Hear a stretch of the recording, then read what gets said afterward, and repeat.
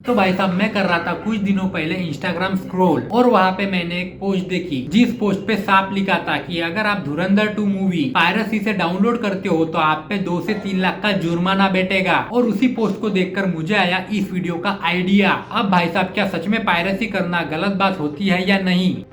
अब कुछ लोग कहेंगे कि ये बहुत बुरी चीज होती है क्योंकि इस पे बहुत लोगों का बहुत सारा पैसा, बहुत सारा टाइम, बहुत सारी मेहनत लगती है, कई कई लाखों से, कई कई करोड़ों से, और ऐसे जाके एक मूवी बनती है। और अगर आप उस मूवी को फ्री में ही डाउनलोड करके देख लोगे तो उन लोगों की मेहनत और पैसा दोनों बर्बाद हो जाएंगे।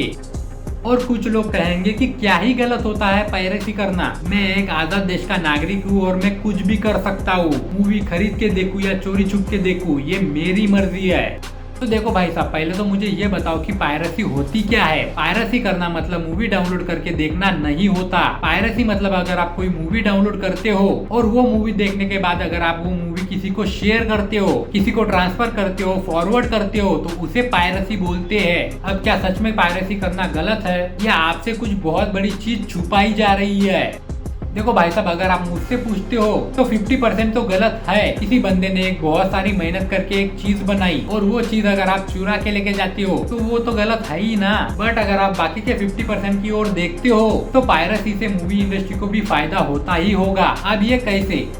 तो भाई साहब, आप सबको पता होगा विंडोज की थ्योरी। जो आप सिस्टम यूज करते हो, लैपटॉप या डेस्कटॉप, उसमें एक विंडोज नाम की चीज होती है जो कि आपको बचपन से ही फ्री में मिली है और आपको उसके अलावा दूसरा ऑपरेटिंग सिस्टम आता ही नहीं। और अगर बाद में आप कोई ऑफिस में जॉब करने जाते हो तो आप उनसे कहते हो कि मुझे विंडोज ही आता है, दूसरा ऑपरेटिंग सिस्टम आता नहीं है, तो उनको कुछ भी करके विंडोज खरीदना ही पड़ता है आपके लिए। वैसे ही कुछ मूवीज का भी होता है। देखो भाई साहब, बहुत बार आपके साथ भी ऐसा हुआ होगा कि आपने किसी मूवी का पहला पार्ट मोबाइल में देख लिया और फिर आपको एहसास हुआ कि ये मूवी तो थिएटर में देखने लायक थी और फिर आपने डिसाइड किया कि इसका नेक्स्ट पार्ट आप थिएटर में ही देखोगे और फिर आप मोबाइल से थिएटर की ओर शिफ्ट होने लगे। पहले फ्री में तो मूवी देख ली पर आप उस मूवी के लिए पैसे देने के लिए तैयार हो। अब पर्सनली मेरे साथ भी कुछ ऐसा ही हुआ था। मेरी जिंदगी की सबसे बड़ी भूल, मैंने विक्रम मूवी तमिल वाली डाउनलोड करके देखी और फिर जो मुझे पछतावा हुआ कि भाई साहब ये मूवी तो थिएटर में देखने लायक थी यार। उसके बाद मैंने डिसाइड किया कि मूवी कैसे भी हो,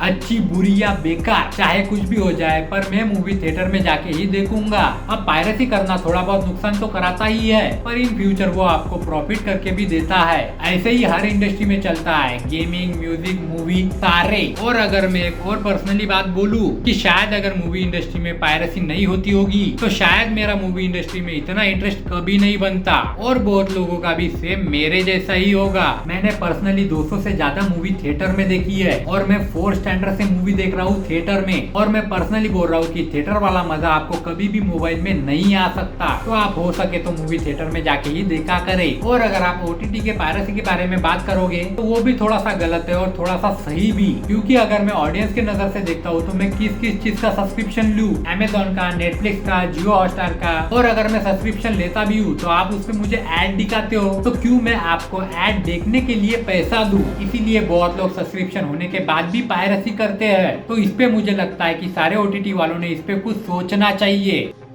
बाकी ये सारे मेरे ओपिनियन थे, आपके ओपिनियन कमेंट में बताइए और ये वीडियो पसंद आया तो प्लीज सब्सक्राइब करके जाना।